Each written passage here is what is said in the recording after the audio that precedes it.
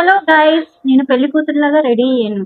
So మేము వాడికి ఒక సర్ప్రైజ్ ఇస్తున్నాం. వాడు ఎలా రియాక్ట్ అవ్వాలో చూద్దాం.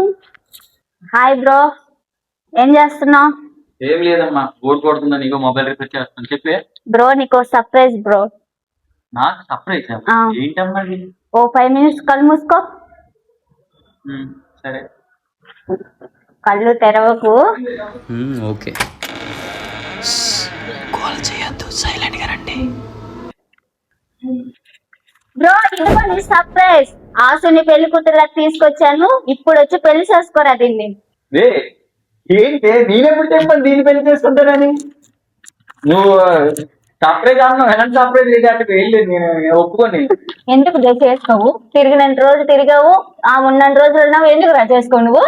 నీకెప్పుడు నేను చేసుకుంటానని చెప్పాను. అయినా నువ్వు సర్ప్రైజ్ ఇస్తానన్నావు. సర్ప్రైజ్ అవ్వాలి కానీ అమ్మాయిని తీసుకొచ్చి సర్ప్రైజ్ అంటావు. అమ్మాయిని తీసుకురాకపోతే ఎవరిని తీసుకురావాలి? నువ్వు చేసుకున్న అమ్మాయినే కదా తీసుకొచ్చింది.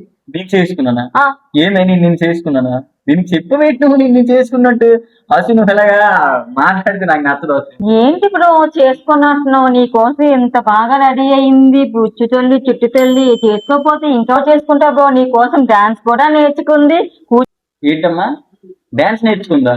దానికి గుర్రంలాగా గెంతడం పుల్లాగా అడ్డం తప్పితే డాన్సులు గెంతలు వేయడం రాదమ్మా. నువ్వు అలాంటి జోకులు ఏమి అయ్యేదే. ఒరే పిచ్చోడా, నీ మీద ఇష్టంతో డాన్స్ నేర్చుకుని వచ్చింది. డాన్స్ చేసిన తర్వాత చూసి మాట్లాడు. నువ్వు డాన్స్ చేసి చూపించేవాడికి నీ టాలెంట్ ఏంటో చూపించాలి.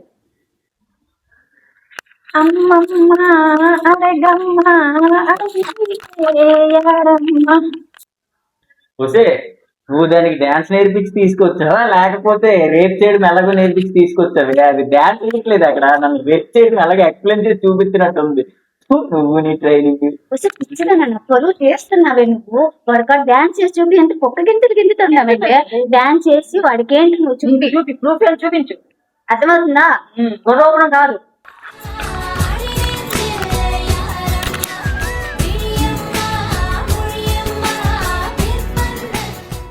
నాకేదో మాట్లాడవు, ఇప్పుడు మాట్లాడరా. ఆహా, నీలో కూడా డాన్సర్ ఉన్నాడు అనమాట. అలాగైతే నేను పాటికి డీజోడికి పంపిద్ది కదే. ఇంతకన్నా డాన్స్ ఎవరు బాగా చేస్తావు బ్రో, అర్థం చేసుకో బ్రో. నీలో కూడా ఒక నైనిక, ఒక త్రిష, ఒక ఎలియానా ఉందని నాకు ఇప్పుడే డాన్స్ చూసాగా అర్థమైంది. సూపర్ చేశారు.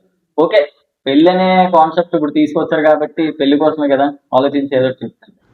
కానీ చాలా అందంగా ఉన్నావు, డ్రెస్లో మాత్రం సూపర్ చించేసావు.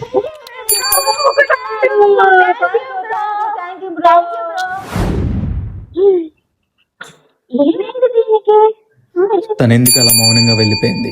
ఇప్పటి వరకు పెళ్లి చేసుకున్న అబ్బాయి సడన్ గా ఆలోచిద్దామని ఎందుకు అన్నాడు? ఏమవుతుందో నెక్స్ట్ పార్ట్ లో చూద్దాం.